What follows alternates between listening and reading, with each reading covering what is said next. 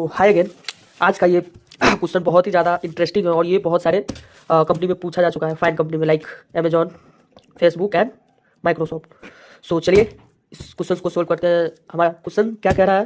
Question हमारे पास है बहुत सारा, हम लोग के पास बिल्डिंग दे दिया गया है और क्वेश्चन ये बोल रहा है कि जब पानी वर्षा होगी तो सबसे ज़्यादा दो बिल्डिंग मुझे चूज करना है, ऐसा दो बिल्डिंग चूज करना है जिसके अंदर सबसे ज़्यादा वाटर स्टोर हो सके। क्वेश्चन दो हाइट को निकालनी है जिसके बीच में ज़्यादा वर्षा पानी स्टोर हो सके। उसे समझ में आया? इसमें कौन दो मुझे बिल्डिंग लेना है जिसके बीच में मैक्सिमम वाटर स्टोर हो सके। तो मैं एक एग्जांपल लेता हूँ। मेरे पास ये हाइट दिया हुआ है बिल्डिंग का, ठीक है, और मुझे जब बरसात होगी पानी यहाँ पे आएगा तो ये दोनों एलिमेंट के बीच में कितना वाटर स्टोर हो पाएगा यहाँ पर? तो इसका एरिया क्या निकल जाएगा? एरिया निकालने का फॉर्मूला होता है हाइट इंटू विड्थ। तो हाइट कैसे निकालेंगे हम?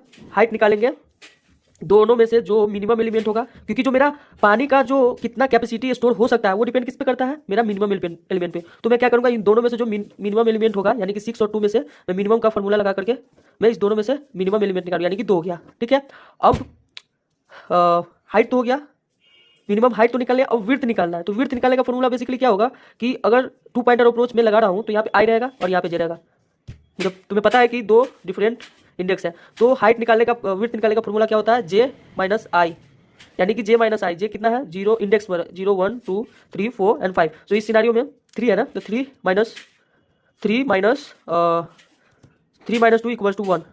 सो इस सिनारियो में मेरा हाइट हो जाएगा 2 एंड विड्थ हो जाएगा 1। सो इस सिनारियो में मेरा आंसर क्या हो जाएगा? 2 इंटू 1, यानी कि ये 2 लीटर ही वाटर स्टोर है। मैं लीटर के फॉर्म में अगर कहूँगा तो ये 2 लीटर वाटर ही स्टोर कर पाएगा, जो कि ये बिल्डिंग का सबसे ज़्यादा वाटर नहीं है। तो इसमें सबसे ज़्यादा जो वाटर कंटेन करेगा वो कितना करेगा? ये दोनों एलिमेंट कर सकता है। ये है, ये दोनों का मुझे करके कितना होगा?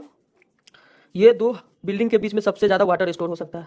जब वर्षा होगी तो ये दोनों जो हाइट है इसके बीच में ज़्यादा वाटर स्टोर हो सकता है। तो मैं क्या करूँगा, 2 पॉइंटर अप्रोच लगाऊंगा। यहाँ पे आई को मैं दूसरा पेन ले लेता हूँ। सपोज आई को मैं यहाँ रख दिया एंड जे को यहाँ रख दिया, ठीक है। इतना समझ में आया? 2 पॉइंटर अप्रोच में लगा रहा हूँ। 2 पॉइंटर अप्रोच कैसे वर्क करती है? एक पॉइंट को मैं 0 इंडेक्स पे, एक को लास्ट इंडेक्स पे रख देता हूँ एंड देन परफॉर्म करता हूँ लॉजिक कैसे परफॉर्म करना है और वो मैं जानता हूँ। मुझे क्या निकालना है? मिनिमम ऑफ, पहले तो मुझे क्या करना है, इसका मिनिमम हाइट निकालना है। क्योंकि मिनिमम हाइट क्यों निकालेंगे? क्योंकि ये छोटे वाले पे डिपेंड करता है। ये दोनों में मैं निकालूंगा, इस दोनों में, तो इसमें से जो छोटा होगा ना उस पर डिपेंड करेगी कि इसमें पानी कितना स्टोर हो सकता है, ठीक है।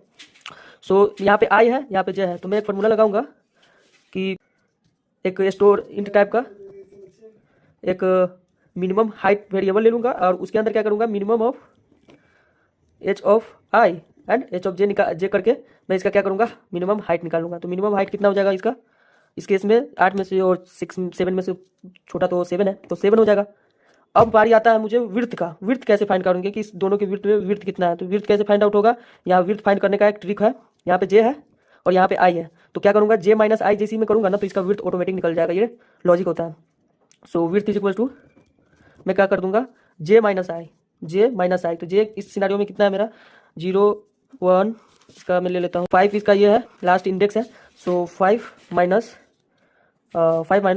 0 यानी कि 5 होगा। इसका विड्थ हो गया 5 और मिनिमम जो एलिमेंट है वो हो गया 7। सो 7 इंटू 5 इज इक्वल टू 35।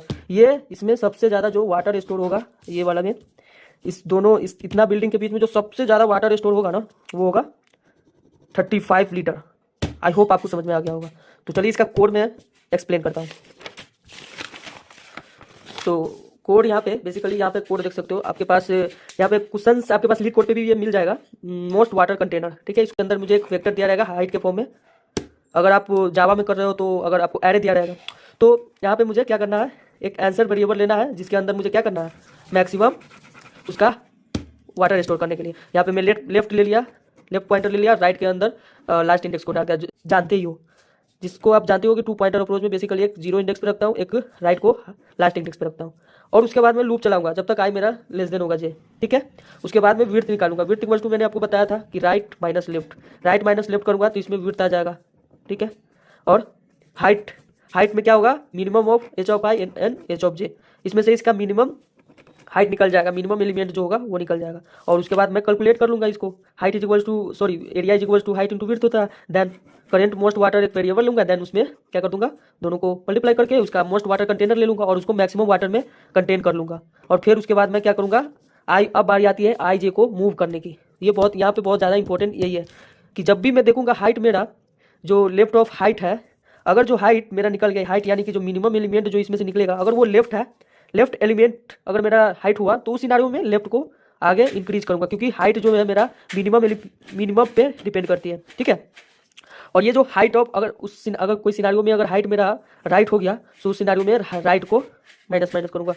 ये आप अपने से अगर थोड़ा सा भी कंफ्यूजिंग हो तो आप ये अपने से ड्राई रन करना, ये मैं क्यों ये लॉजिक क्यों लिखा गया। ठीक है, और उसके बाद सिंपली आपको वो रिटर्न कर देना है वेरिएबल को, ये वेरिएबल को। सो आपका क्वेश्चन सोल्व हो जाएगा। आई होप आपको समझ में आया होगा कि मोस्ट वाटर विद कंटेनर बहुत ईजी है। 2 पॉइंटर के प्रयोग से आप इसको, अगर इसका टाइम कॉम्प्लेक्सिटी हम लोग कैलकुलेट करें तो टाइम कॉम्प्लेक्सिटी हो सकता है क्या है, लेफ्ट जा रहा है एन टाइम, तो ऑर्डर ऑफ एन टाइम ये जाएगा। और ये तो डिपेंड कर रहा है इस पर आई और जे पे, तो ये तो आई और जे पे डिपेंड कर रहा है, तो ये कुछ नहीं होगा। So order of n time इसका टाइम कॉम्प्लेक्सिटी हो जाएगा। ठीक है, सो बाय।